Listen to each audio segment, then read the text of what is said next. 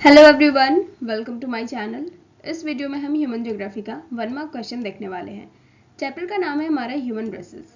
Geography honours ये तो सबको पता होगा। एंड जितने भी चीज़ें, जितने भी चैप्टर्स हमने कंप्लीट किया है, चाहे वो जियोमॉर्फोलॉजी हो, ह्यूमन ज्योग्राफी हो, क्लाइमेटोलॉजी हो, सब हम अकॉर्डिंग टू सिलेबस करते जा रहे हैं। ठीक है, तो अगर आपको ह्यूमन ज्योग्राफी के चैप्टर्स पढ़ने हो तो आप एक बार प्लेलिस्ट चेक कर लीजिएगा एंड वहाँ पे आपको सारे चैप्टर्स मिल जाएंगे। ठीक है, सारे चैप्टर जब आप कंप्लीट कर लो, और अगर आपको 1 मार्क क्वेश्चन अटेम्प्ट भी करना है तो आप एक बार पहले चैप्टर अपना कंप्लीट कर लो, देन अगर आप अटेम्प्ट करोगे तो आपको ज़्यादा अच्छे से समझ में आएगा, आप ज़्यादा इजीली इसको सॉल्व कर सकते हो। ठीक है, तो चलिए स्टार्ट करते हैं हम अपना क्वेश्चन। सबसे पहला क्वेश्चन है हमारे पास, which of the following species is considered to be the world's purest species free from racial mixture. ठीक है, यहाँ पे आप स्पीसीज की जगह रेसेस भी लिख सकते हो, रेसेस एंड स्पीसीज दोनों ही यूज किए जा सकते हैं टर्म, तो परेशान होने वाली बात नहीं है। अब आपको यहाँ पे देखना है कि ये जो हमारे चारों हैं, ओके, चार एग्जाम्पल है हमारे, लाइक फर्स्ट है निग्रो, बी है कॉकसॉइड, सी है हमारा मेडिटेरेनियन एंड डी है मंगलोइड।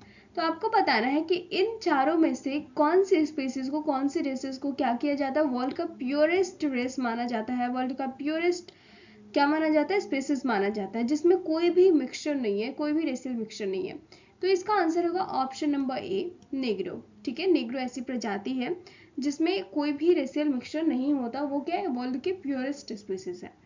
क्वेश्चन नंबर सेकंड है हमारा, who among the following has the credit for the first classification of human races. Okay, तो सेकंड क्वेश्चन हमारा कहता है कि आप बताइए इन चारों में से कौन थे जिनको ये क्रेडिट दिया जाता है कि उन्होंने सबसे पहले ह्यूमन रेसेस को क्लासिफाई किया है। ऑप्शन नंबर ए है Bernier, B Haddon, C Huxley and D Kroeber. ठीक है, तो ये चारों ही नाम काफी जाने माने हैं, तो आपको ध्यान रखना है कि इनमें से आंसर कौन सा होगा। ठीक है, आपको टेंशन लेने की बिल्कुल भी जरूरत नहीं है कि इसको कहाँ से पढ़ना है। आप एक बार प्लेलिस्ट में जाकर के ये चैप्टर जरूर कवर करना, आपको सारी चीजें क्लियर हो जाएंगी एंड जितने भी अभी आपको क्वेश्चन मिलेंगे वो सारे आप सॉल्व कर पाओगे। इसका आंसर होगा option number A, Bernier. Okay, question number third, which of the following species has hair like वुल।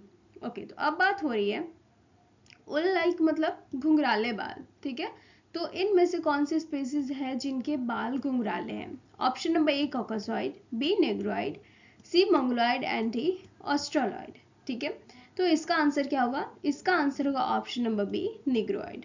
ठीक है, इनके जो बाल होते हैं वो क्या होते हैं, वो उल की तरह होते हैं, वो घुंघराले होते हैं।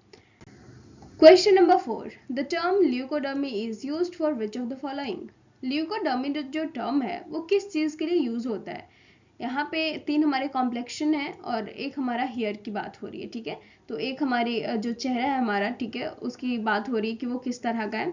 तो ल्यूकोडर्मी जो है वो टर्म किसके लिए यूज किया है, क्या वो फेयर कॉम्प्लेक्शन जो त्वचा है हमारी, वो एकदम क्या होता है ना कि फेयर कॉम्प्लेक्शन जो फेयर त्वचा है उसकी बात हो रही है, या फिर जो हल्का येलो कलर का होता है उसकी बात हो रही है, या जो हल्के ब्लैक कलर के आते हैं हमारी जो त्वचा होती है, जो हमारे रेसेस होते हैं जिनकी त्वचा ब्लैक कलर की होती है, क्या उनकी बात की जा रही है, या फिर कर्ली हेयर की बात हो रही है। ल्यूकोडर्मी टर्म किसके लिए यूज होता है, तो ऑप्शन नंबर ए होगा इसका आंसर, फेयर कॉम्प्लेक्शन के लिए यूज होता है टर्म, कौन सा, ल्यूकोडर्मी। अब यहाँ पे एक क्वेश्चन इसी तरह का बन सकता है, यहाँ पे हमारा बात हो रहा है ल्यूकोडर्मी लिखा हुआ है, तो ल्यूकोडर्मी से हम रिप्रेजेंट करते हैं फेयर कॉम्प्लेक्शन को, इसके जगह आपको कोई और टर्म दे सकता है। ठीक है, अब कोई और टर्म हो सकता है वो कॉम्प्लेक्शन को रिप्रेजेंट ना करके वो आपके आईज को रिप्रेजेंट कर रहा हो, वो आपके बाल को रिप्रेजेंट कर रहा हो, वो कर्ली हेयर को रिप्रेजेंट कर रहा हो, या फिर किसी और चीज को। तो आप एक बार चैप्टर जरूर पढ़िएगा, बहुत ही अच्छा चैप्टर है और समझ में भी बहुत ही इजिली आ जाएगा। तो इसका आंसर हमें पता चल गया और ये भी देख लिया हमने कि इस तरह से और भी क्वेश्चन पूछे जा सकते हैं।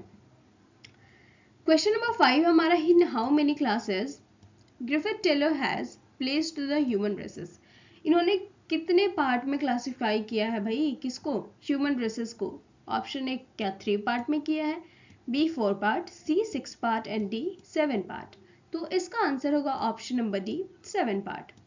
Question number 6, what is the most important feature of the mongoloid race that separates it from other races. Okay, अब यहाँ पे बात की जा रही है कि आप मंगोलाइड के बारे में बताइए कि इसमें ऐसी कौन सी चीज है जो इसको और जो अलग अलग हमारे रेसेस हैं उनसे इसको डिफरेंट बनाती है, उनसे इसको अलग करती है, उस इंपॉर्टेंट फीचर की बात हो रही है। Option A slanted eyes, option B skin colour, option C curly hair, option D long and straight nose. देख सकते हो आपके यहाँ पे फिजिकल अपीयरेंस की बात की गई है कि आईज की बात हो रही है, क्या वो उनके आईज अलग होते हैं, क्या उनका स्किन कलर अलग होता है, क्या हेयर कर्ली होते हैं, क्या उनके नोज स्ट्रेट एंड लॉन्ग होते हैं। ठीक है, तो इसका आंसर क्या होगा? इसका आंसर होगा ऑप्शन नंबर ए स्लैंटेड आईज। इनकी झुकी हुई नजर जो होती है, सॉरी तिरछी नजर जो होती है, उसकी बात की जा रही है यहाँ पे कि वो इनका क्या होता है, डिफरेंट होता है, मतलब वो थोड़ी स्लैंटेड होती है आईज इनकी, तो वही क्या करती है, इनको डिफरेंट बनाती है। क्वेश्चन नंबर 7 हमारा, the basis of classification of races. इसका बेसिस एग्जैक्टली क्या है? हम तो देख रहे हैं ना क्लासिफिकेशन, आखिर इसको क्लासिफाई किस बेसिस पे किया जाता है? Option number A physical symptoms, B mental, C social characteristics and D all of the above. तो कई सारे बच्चे होंगे जो इसमें ऑल ऑफ द अबव लगा देंगे, तो ऐसा मत करना, ठीक है। हम अभी तक जितने भी क्लासिफिकेशन देखते आ रहे हैं रेसेस के, वो किसके बेसिस पे? फिजिकल अपीयरेंस, फिजिकल सिम्टम्स के बेसिस पे, कि उनके बाल कैसे हैं, उनकी त्वचा की रंग कैसी है, उनके नाक कैसे हैं, ठीक है। तो इन सारी चीजों के बेसिस पे, और ये सारी चीजें क्या हमारी फिजिकल सिम्टम्स हैं। Question number 8, the factor causing variation in human races. अब इनमें से बताइए कि कौन से काउजेस हैं, इनमें से कौन से फैक्टर हैं जो क्या करते हैं, हम ह्यूमन रेस में एक वेरिएशन लाते हैं, हमें डिफरेंट करते हैं एक दूसरे से। Option number A climate change, option B endocrine secretion, option C biological change and option number D all of the above. तो यहाँ पे आप बिना सोचे ऑल ऑफ द अबव में टिक लगा सकते हो, क्योंकि ये सारे रीजंस हैं जिनकी वजह से हमें वेरिएशन देखने को मिलता है। अगर क्लाइमेट चेंज हुआ कहीं का, तो वहाँ के लोग भी क्या होंगे, वहाँ के लोग भी अलग होंगे, ठीक है। मतलब अगर दो जगह की बात करें, दो कॉन्टिनेंट की बात कर रहे हैं, ठीक है, तो इन दोनों कॉन्टिनेंट के लोग अलग होंगे, तो ये क्लाइमेट के बेसिस पे भी हो सकता है, यहाँ का जो बायोलॉजिकल फीचर है उसके बेसिस पे हो सकता है, ठीक है। क्वेश्चन नंबर 9 की बात करें हम, on which of the following basis has Haddon classified the human races. अब हैरन की बात की जा रही है कि अब बताइए कि इन्होंने किस बेसिस पे क्लासिफाई किया है। तो एक बात याद रखिएगा कि यहाँ पे हैरन की जगह किसी और, जो हमारे क्या है स्कॉलर्स हैं, जो जियोग्राफर्स हैं, हैरन की जगह किसी और का नाम यहाँ पे रख के पूछा जा सकता है, ठीक है। तो अभी तो फिलहाल आप बताइए कि हैरन ने किस चीज के बेसिस पे, किसको बेस मान करके जो हमारे ह्यूमन रेसेस हैं उनको क्लासिफाई किया है। Option A colour, B characteristic of hair, C है हमारा colour and height, and option number D क्या है? ऑप्शन नंबर डी है हाइट, ठीक है। तो इसका आंसर क्या होगा?